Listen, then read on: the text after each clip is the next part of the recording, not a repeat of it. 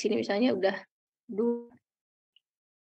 Di sini kita dapat X1 4,3, sorry, X2-nya misalnya 2,2. Nah, ini kita pecahkan lagi. Pilih lagi nih, mana yang mau kita cabangkan. Misalnya yang ini dulu, PL2. Dengan langkah yang sama, di sini kan yang ini udah bilangan bulat ya, kita pecahin lagi nih. Misalnya 3, berarti ini PL4, ini PL5. Ya. Di sini, karena ini udah bilangan bulat, kita hanya akan mengganti ini, si X1-nya. X1-nya kan bilangan rasional, X1-nya, ini betanya itu 4 ya, betanya 4. Jadi pada PL4 kita akan menambahkan pembatas berupa X1 kurang sama dengan 4 ya, karena tadi Xj kurang sama dengan beta ya untuk yang PL4-nya. Di sini berarti Xj-nya besar sama dengan 4 plus 1 ya, 5. Lalu kita pecahkan dengan pemrograman linear, nanti akan didapatkan X1 dan X2 atau berapapun variabel keputusan yang ingin dicari dan nilai Z-nya. Jika memang didapat itu sudah merupakan bilangan bulat, maka proses branching atau mencabangkan itu nanti akan berhenti dan nanti akan dilihat setiap variabel keputusan bilangan bulat yang kita peroleh, yang mana yang akan memberikan nilai fungsi yang kita inginkan. Kalau kita bicara tentang maksimisasi, maka kita cari nilai yang paling maksimum. Oke, di sini lanjut. Oke, setelah masalah PL tadi dipilih untuk dicabangkan, langkahnya kita pilih variabel bilangan bulat dengan nilai pecahan seperti tadi untuk proses branching, gitu ya. Lalu kita pecahkan lagi dengan cara yang sama dengan menambahkan pembatasnya Xj itu tadi, di mana J itu merupakan himpunan bilangan bulat. Lalu kita pecahkan dengan pemrograman linear, entah itu metode grafis atau metode simplex. Jika solusi bilangan bulat diperoleh dari suatu masalah PL, maka nilai Z-nya menjadi batas bawah dari nilai maksimum Z untuk masalah PLBB. Jadi jika telah didapat bilangan bulat, misalnya di sini tadi kita dapat dari PL4, misalnya kita dapat 4 dan sini 2, misalnya sini sudah kita dapatkan 13 ya.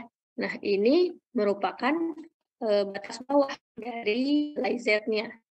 Atau kita lower bound. Oke, lower bound dari nilai maksimum Z.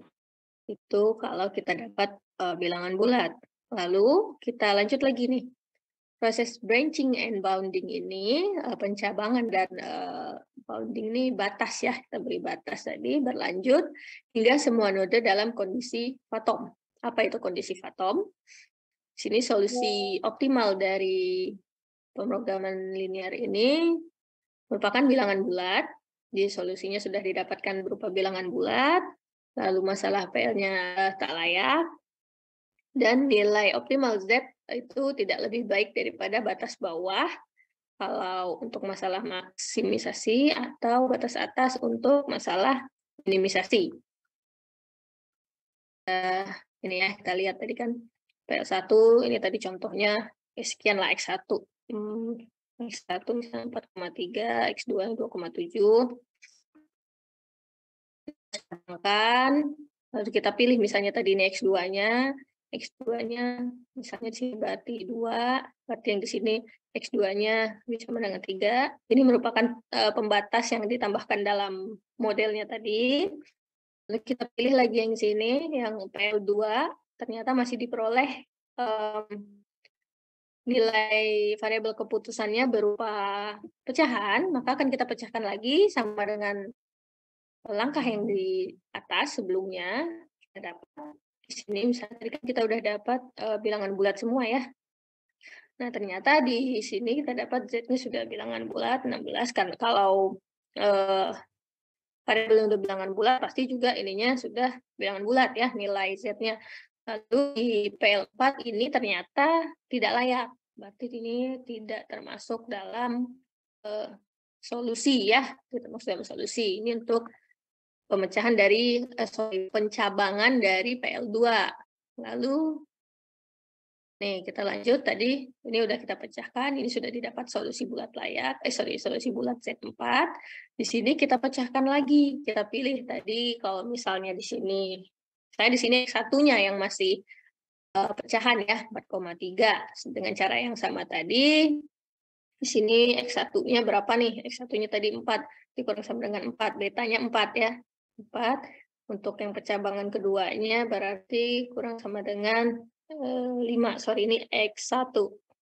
Oke, kita dapatkan, kita cari lagi, kita pecahkan lagi dari modelnya, kita dapatkan di sini solusinya sudah berupa bilangan bulat.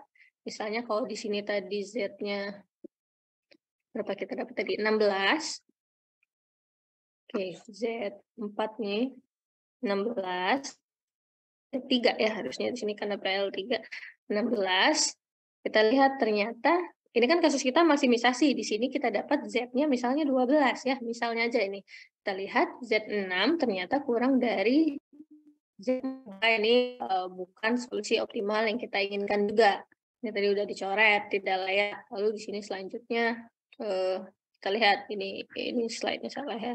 Ini ternyata Z7 ternyata lebih besar dari Z4, tetapi nilainya masih berupa pecahan. Berarti tidak memenuhi ya, karena tidak memenuhi batasan yang kita miliki. Kita kan punya batasannya berupa bilangan bulat, maka ini juga tidak termasuk solusi yang kita inginkan. Jadi untuk masalah pada model optimasi yang di atas tadi, yaitu diperoleh di Z4 ini, yang mana X1 dan X2-nya sudah merupakan bilangan bulat, ya, atau bilangan Z. Dan Z4-nya, atau nilai Z-nya itu berupa bilangan bulat. Oke, lalu dari metode branch and bound ini, apa saja esensinya? Yang pertama kita harus bound